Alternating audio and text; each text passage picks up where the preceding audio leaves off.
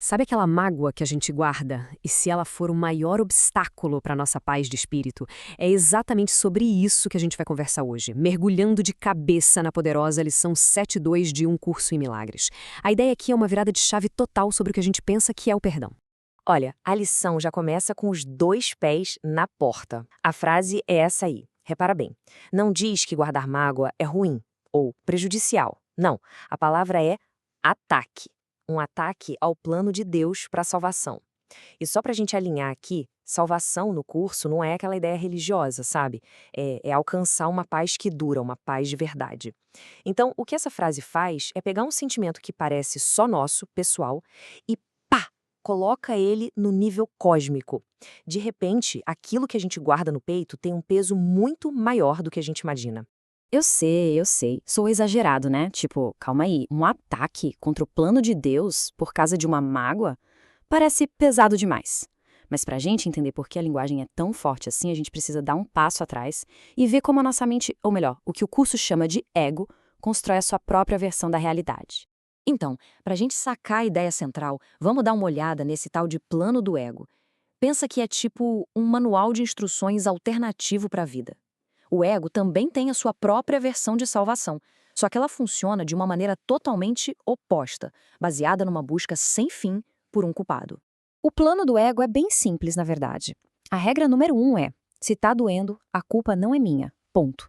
A fonte do problema tá sempre lá fora. É outra pessoa, é uma situação, é o passado, qualquer coisa. É uma baita estratégia pra gente nunca ter que assumir a responsabilidade pela nossa própria paz, né? E isso aparece naqueles pensamentos que a gente conhece muito bem. Tipo, se meu chefe fosse diferente, eu seria feliz.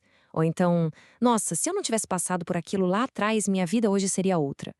Cada pensamento desses reforça a ideia de que a nossa felicidade é refém de coisas que acontecem fora da gente. É exatamente assim que a mágoa opera, sabe? A gente foca numa coisa específica, o que a pessoa falou, o que ela fez, e aí nesse processo a gente perde de vista a foto inteira. A gente reduz a essência daquela pessoa a um único erro, a uma única ação. E aí que vem a pegadinha, a consequência que a gente não vê. Quando a gente julga e define alguém pelas suas ações, a gente está, sem perceber, reforçando na nossa própria cabeça a crença de que a gente também é só isso, um corpo separado, vulnerável e limitado. Vira um ciclo que prende tanto quem julga quanto quem é julgado. Ou seja, a jaula que a gente constrói para o outro acaba sendo a nossa própria jaula. Essa crença de que estamos todos separados é a raiz de tanto sofrimento. É ela que faz a gente se sentir sozinho, frágil, sempre com a guarda levantada, sabe? Sempre na defensiva contra o mundo que parece hostil.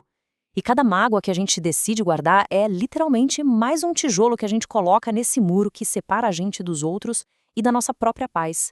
Ok, agora que a gente entendeu o problema, vamos ver a solução. Vamos explorar a alternativa, a outra perspectiva que a lição mostra como o caminho de verdade para a paz. E o plano de Deus? Bom, ele é o exato oposto do plano do ego. A todo momento, a gente está numa encruzilhada. De um lado, tem o caminho do ego, culpar os outros, apontar o dedo, se sentir separado de todo mundo. Do outro lado, tem um convite para assumirmos a responsabilidade pela nossa percepção e reconhecermos que a paz é uma decisão interna, algo que revela a nossa conexão com todos. O ponto central é esse, olha só.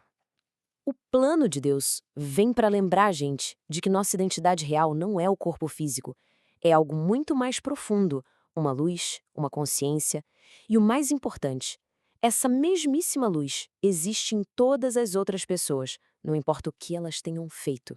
E aqui tem um ponto super importante que precisa ficar claro. Abrir mão de uma mágoa, perdoar, não quer dizer que a gente vai fingir que o que aconteceu foi legal, ou que não doeu. Nada disso.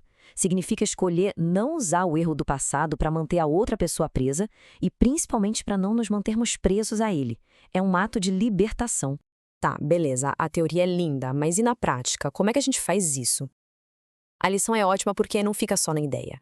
Ela dá pra gente um exercício bem simples e direto para transformar essa compreensão em experiência de verdade.